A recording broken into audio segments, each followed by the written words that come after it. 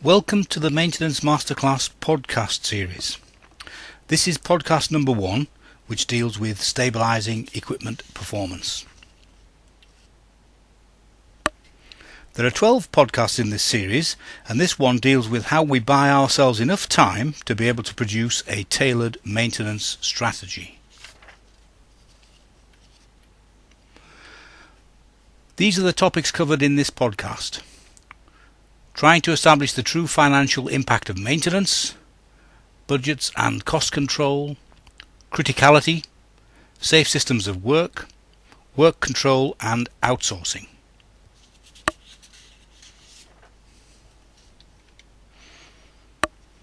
The direct cost of maintenance usually covers all labour, materials and contractors involved with maintenance of plant and equipment. However, the true financial impact which maintenance has on an organisation is far more than this direct cost.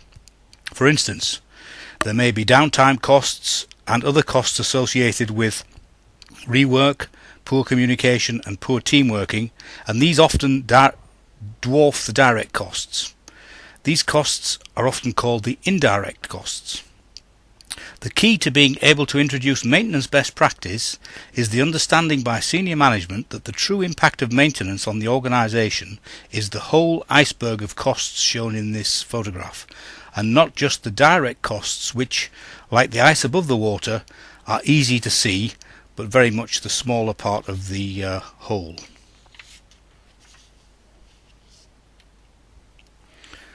Financial auditors follow the money. We need to follow the money with maintenance. If we don't have enough money to carry out maintenance effectively, then improvement will be impossible. There are 2 budgets associated with maintenance. The first one, on the left-hand side, is the operating expense, and this is usually part of the manufacturing costs. The operating expense for maintenance covers the recurring costs of keeping equipment functioning. The exact amount depends on the industry requirements and the degree of regulation for your particular industry. For example, an industrial benchmark of 2% might apply in the chemical industry, whereas in the more heavily regulated pharmaceutical industry a figure of 6% might be more appropriate, and in the airline industry a figure of 12% is closer to the norm.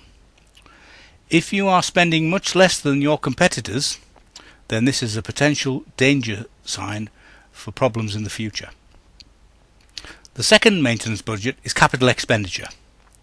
No matter how well we look after equipment, eventually it will wear out and it will have to be replaced. And the money spent on replacing equipment is new money to the organisation, hence its capital. The amount spent is determined by how quickly equipment deteriorates in your particular industry, and this expenditure should be roughly the same as depreciation shown in your annual accounts.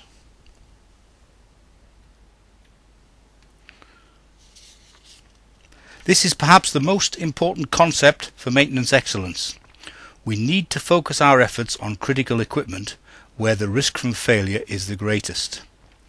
A joint operations maintenance team needs to be involved in deciding criticality, and they need to use an agreed risk matrix like this one shown in the diagram, which has both likelihood and consequence factors.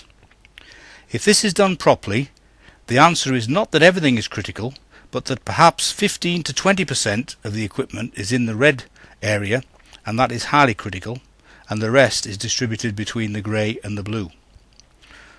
Once this is agreed, the whole organisation can then work towards reducing the business risks from failure of this critical equipment in the red boxes.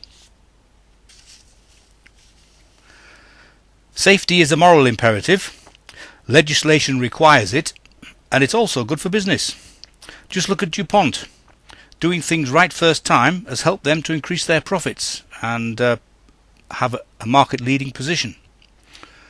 Safe systems of work are essential for maintenance, and in order to achieve these we need to have the right leadership and have regular awareness sessions.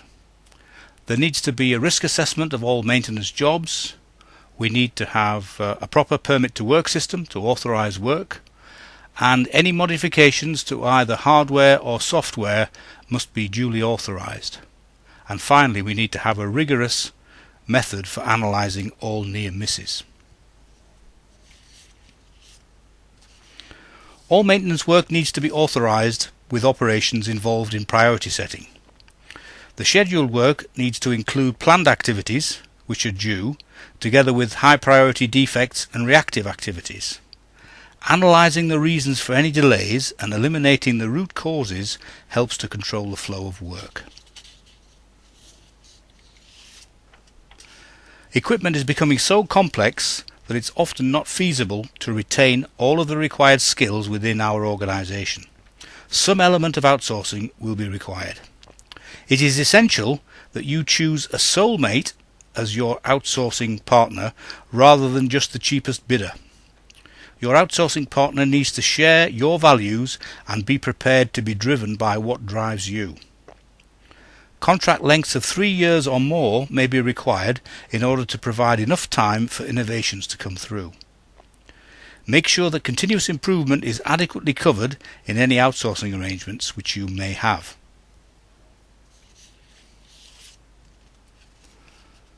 Watch out for announcements for a one-day training session which covers this stabilisation in more detail.